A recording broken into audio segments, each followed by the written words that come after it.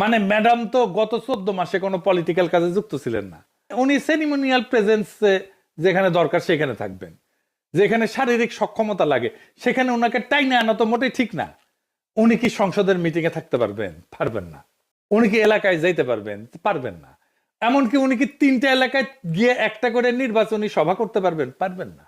MP হওয়ার কাজ তো সিরিয়াস ফিজিক্যাল স্ট্যামিনার কাজ।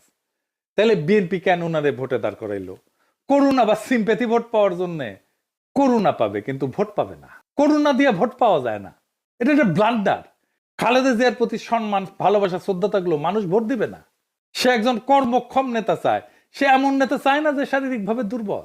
খালেদা জিয়া কখনো হারেন নাই, বিএনপি উনারে হারিয়ে যাওয়ার ব্যবস্থা করছে। আমি আজ কইয়া গেলাম, মিলাই নিয়েন। উনি যতগুলো সিটে আগে দাঁড়াইতেন সবগুলোতে জিততেন, উনি এইবার 3টা সিটে জিতে আসতে পারবেন না।